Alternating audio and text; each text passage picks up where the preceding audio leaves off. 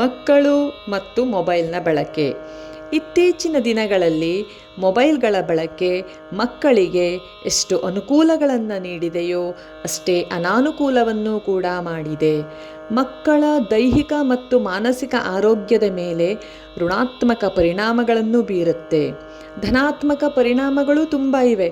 ಯಾಕಪ್ಪ ಅಂದರೆ ಪೇಮೆಂಟ್ನಿಂದ ಆರಂಭವಾಗಿ ಆನ್ಲೈನ್ ಕ್ಲಾಸ್ಗಳಿರ್ಬೋದು, ಗೇಮಿಂಗ್ ಆ್ಯಪ್ಗಳಿರ್ಬೋದು, ಅಥವಾ ChatGPT ಅಂತಹ ಆ್ಯಪ್ಗಳು ಇರ್ಬೋದು. ಇವೆಲ್ಲವೂ ಕೂಡ ನಮಗೆ ಸಹಾಯವನ್ನು ಮಾಡುತ್ತೆ. ಹಾಗೆ ತುರ್ತು ಸೇವೆಗಳನ್ನು ಸಂಪರ್ಕಿಸಲು ಕೂಡ ನಮಗೆ ಮೊಬೈಲ್ಗಳ ಅವಶ್ಯಕತೆ ಇರುತ್ತೆ. ಇನ್ನೂ ಹಲವಾರು ರೀತಿಯಲ್ಲಿ ಸಹಾಯವನ್ನು ಮಾಡುತ್ತೆ. ಆದರೆ ಹೇಗೆ ಸಹಾಯವನ್ನು ಮಾಡುತ್ತೋ ಹಾಗೆ ಇದರಿಂದ ಸಮಸ್ಯೆಗಳೂ ಕೂಡ ಇದೆ.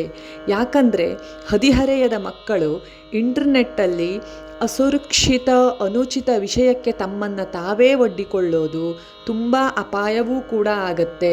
ಮೊಬೈಲ್ನ ಅತಿಯಾದ ಬಳಕೆ ಮಕ್ಕಳಲ್ಲಿ ಹಸಿವನ್ನು ಕಡಿಮೆಗೊಳಿಸುತ್ತೆ. ಪೇರೆಂಟ್ಸ್ ಜೊತೆ ಕೋಪ ಮಾಡಿಕೊಳ್ಳೋದು ಅಥವಾ ಹೊರಗಿನ ಜನರ ಜೊತೆ ಒಂದು ರೀತಿಯ ಕಿರಿಕಿರಿಯನ್ನು ಮಾಡೋದು ಮತ್ತು ಒತ್ತಡವನ್ನು ಹೆಚ್ಚಿಸುತ್ತೆ. ಹಾಗೆ ಇದು ಕೆಲವು ಅಧ್ಯಯನಗಳ ಪ್ರಕಾರ ನಾವು ನೋಡಿದಾಗ ಮೊಬೈಲ್ಗಳ ಬಳಕೆ ಮಕ್ಕಳಲ್ಲಿ ಆಂತರಿಕ ಖಿನ್ನತೆಯನ್ನು ಉಂಟು ಮಾಡುತ್ತೆ, ಏಕಾಗ್ರತೆಯನ್ನು ಕೊರತೆ ಆಗುವಂತೆ ಮಾಡುತ್ತೆ ಮತ್ತು ಕಾನ್ಸಂಟ್ರೇಷನ್ ಪವರನ್ನು ನಮ್ಮಲ್ಲಿ ಕಡಿಮೆ ಮಾಡುತ್ತೆ. ಹಾಗಾಗಿ ಎಷ್ಟು ಅನುಕೂಲಗಳಿದೆಯೋ ಅಷ್ಟೇ ಅನಾನುಕೂಲಗಳು ಕೂಡ ಇದೆ.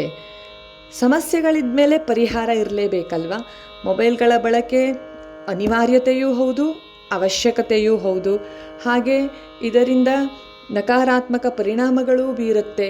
ಇವುಗಳಿಂದ ನಾವು ಪಾರಾಗೋದು ಹೇಗೆ? ಹೀಗಾಗತ್ತೆ, ಹಾಗಾಗತ್ತೆ, ಇವೆಲ್ಲವೂ ಸರಿ. ಹಾಗಿದ್ರೆ ಪರಿಹಾರವೇನು? ಸಮಸ್ಯೆ ಇದ್ದ ಮೇಲೆ ಪರಿಹಾರ ಇರಲೇಬೇಕಲ್ವಾ. ದಿನನಿತ್ಯದ ಜೀವನದಲ್ಲಿ ಮೊಬೈಲ್ ಕೂಡ ಒಂದು ಅವಿಭಾಜ್ಯ ಅಂಗವಾಗಿದೆ.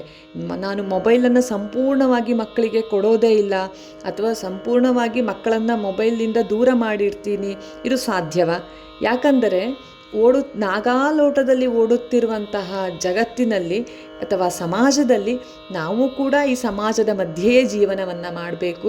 ಎಷ್ಟೋ ಮಕ್ಕಳಿಗೆ ಕೆಲವೊಂದು ಗೊತ್ತಿರುತ್ತೆ, ನಾವು ಮೊಬೈಲ್ಗಳಿಂದ ದೂರ ಮಾಡಿದಾಗ ಮಕ್ಕಳಿಗೆ ಅದು ಗೊತ್ತಾಗೋದಿಲ್ಲ. ಕೇವಲ ಮೊಬೈಲ್ ಕೊಟ್ಬಿಟ್ರೆ ಆಗಿಬಿಡತ್ತಾ, ಎಲ್ಲ ತಿಳಿದ್ಬಿಡತ್ತಾ? ಅಲ್ಲ. ಆದರೂ ಕೂಡ ಈಗ ಈ ದಿನಗಳಲ್ಲಿ ಮೊಬೈಲನ್ನು ಒಂದು ಸ್ವಲ್ಪ ಮಟ್ಟಿಗಾದರೂ ಬಳಸೋದು ಒಂದು ಅನಿವಾರ್ಯತೆಯೂ ಕೂಡ ಇದೆ. ಶೈಕ್ಷಣಿಕ ಜ್ಞಾನಕ್ಕಿರ್ಬೋದು ಅಥವಾ ಬೇರೆ ಆ್ಯಕ್ಟಿವಿಟೀಸ್ಗಳಲ್ಲಿ ಅವರು ಚುರುಕಾಗೋಕ್ಕಿರ್ಬೋದು, ಹಲವು ರೀತಿಯ ಹೇಗೆ ಒಳ್ಳೆಯದಿರುತ್ತೋ ಹಾಗೆ ಕೆಟ್ಟದ್ದು ಕೂಡ ಇರುತ್ತೆ.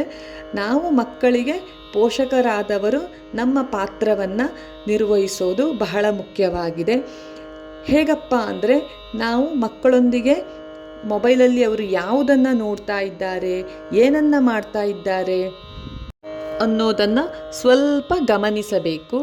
ಹಾಗೆಯೇ ಮಕ್ಕಳೊಂದಿಗೆ ಸ್ವಲ್ಪ ಕಾಲ ಕುಳಿತು ಅವರೊಂದಿಗೆ ಮಾತನಾಡಿ ಅವರಿಗೆ ಸಮಯವನ್ನು ನೀಡಿ ಅವರನ್ನು ಆದಷ್ಟು ಬೇರೆ ಬೇರೆ ಆ್ಯಕ್ಟಿವಿಟೀಸ್ನಲ್ಲಿ ತೊಡಗಿಕೊಳ್ಳುವಂತೆ ಮಾಡಿ ಅವರ ಇಷ್ಟ ಕಷ್ಟಗಳನ್ನು ಕುರಿತು ಸ್ವಲ್ಪ ಸಮಾಲೋಚನೆಯನ್ನು ಮಾಡೋಣ.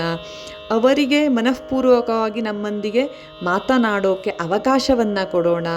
ನಮ್ಮ ಅನಿಸಿಕೆ ಅಭಿಪ್ರಾಯಗಳನ್ನು ಅವರ ಮೇಲೆ ಹೇರಿ ಮಕ್ಕಳಿಗೆ ಒತ್ತಡವನ್ನು ಉಂಟು ಮಾಡೋದನ್ನು ಕಡಿಮೆ ಮಾಡೋಣ. ಹಾಗೆಯೇ ಕೆಸುವಿನ ಎಲೆಯ ಮೇಲೆ ಬಿದ್ದಂತಹ ಮಳೆಯ ಹನಿಯು ಹೇಗೆ ಆ ಎಲೆಯನ್ನು ಅಂಟಿಕೊಳ್ಳದೆ ಜಾರಿ ಬಿಡುತ್ತೋ ಹಾಗೆಯೇ ಮಕ್ಕಳು ಕೂಡ ಮೊಬೈಲನ್ನು ಬಳಸಿದರೂ ಕೂಡ ಅವರ ಜ್ಞಾನಕ್ಕೆ, ಮಕ್ಕಳ ವ್ಯಕ್ತಿತ್ವಕ್ಕೆ, ಶೈಕ್ಷಣಿಕ ಪ್ರಗತಿಗೆ ಯಾವುದೇ ರೀತಿಯ ಮಾರಕವಾಗದಂತೆ ಪೋಷಕರಾದ ನಾವು ಎಚ್ಚರವನ್ನು ವಹಿಸಬೇಕು. ಇದಕ್ಕೆ ನೀವೇನಂತೀರಾ?